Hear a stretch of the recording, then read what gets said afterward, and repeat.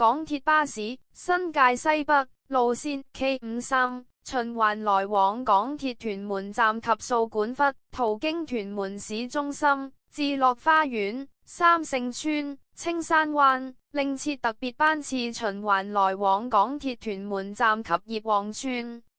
歷史：2005年3月7日 ，K53 線投入服務，循環來往西鐵屯門站及掃管笏。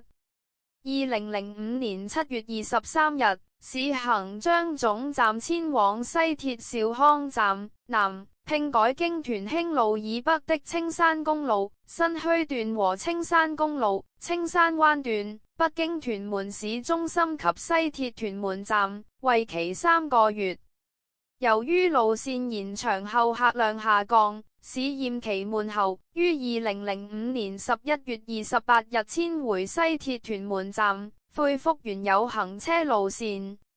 2007年12月2日，因應兩鐵合併，改由港鐵公司營辦。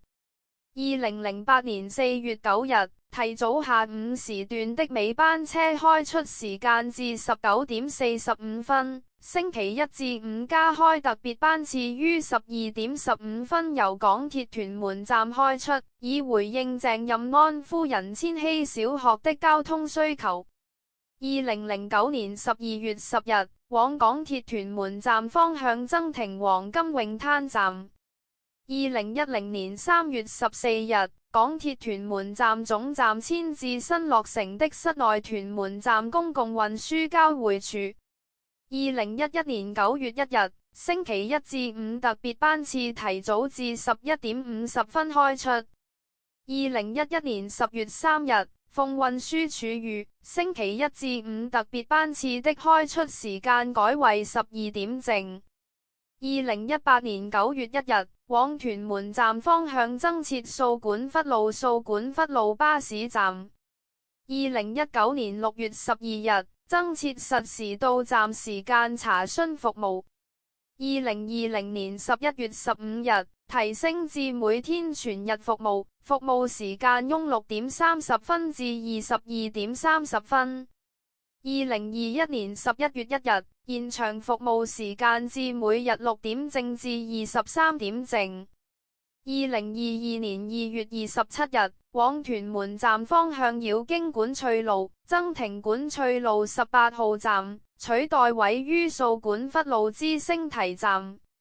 2022年8月29日，延長服務時間至凌晨0點正。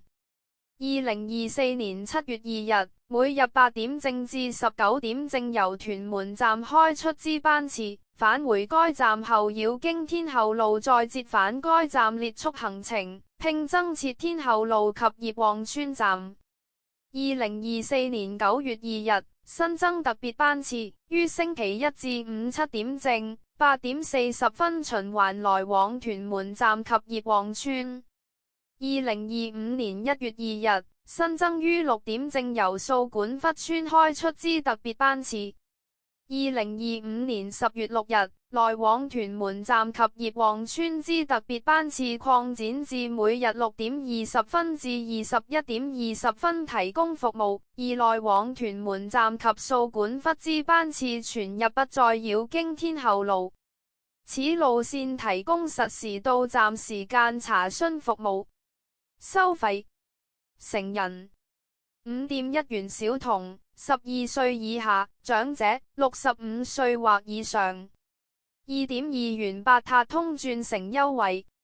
使用八達通於此路線及港鐵市區線、輕鐵或部分港鐵巴士路線之間轉乘，可獲轉乘優惠用車。此路線使用6輛巴士行走。使用狀況：掃管笏過去除專線小巴43與43S 線外，沒有全日服務的巴士路線來往屯門市中心。近年該區不斷發展，多個私人屋苑落成入伙，為此路線平日非繁忙時間及假日不設服務，未能全面滿足乘客需求。專線小巴亦經常派車不足，服務供不應求。佢議運及居民不斷爭取將此路線提升為每天全日行走及加密班次，並獲得運輸署及港鐵巴士回應，於2020年11月15日落實全日服務安排。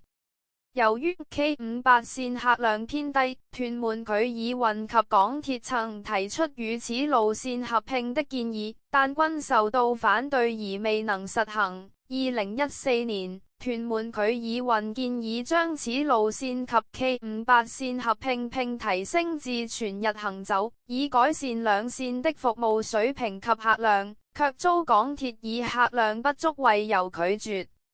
2016年，港鐵提出此路線與 K58 線合併計劃。諮詢文件指兩線在屯門站至青山灣一段服務重疊，而在早上繁忙時間，K58 線的繁忙路段為聚康山莊至兆康站北之間，平均載客率約80%，而恆順園至青山灣一段載客率則偏低，近約10%。雖然現時已提供1至2班直通運行特別班次以提升運載能力，為透過合併計劃則可改善兩線班次，從而提升載客量。此路線與 K58 線合併後，將改為來往富泰與掃管笏、雍慈寺於繁忙時間行走，早上則提供1班特別班次由青山灣開往富泰。由於有關計劃令青霞里居民不能再於青山灣總站登車，加上未能達到佢議配全日服務的期望而遭擱置。2022年，屯門區議運建議港鐵重新考慮2016年合併方案，港鐵回應指此路線乘客主要是前往掃管笏一帶小學的學生，可考慮安排上午特別班次來往良田及掃管笏。2025年，平日早上7時至8時40分期間，每班車約不多於30名乘客由葉旺村前往屯門站；下午6時至8時，每班車約不多於20名乘客由屯門站前往葉旺村。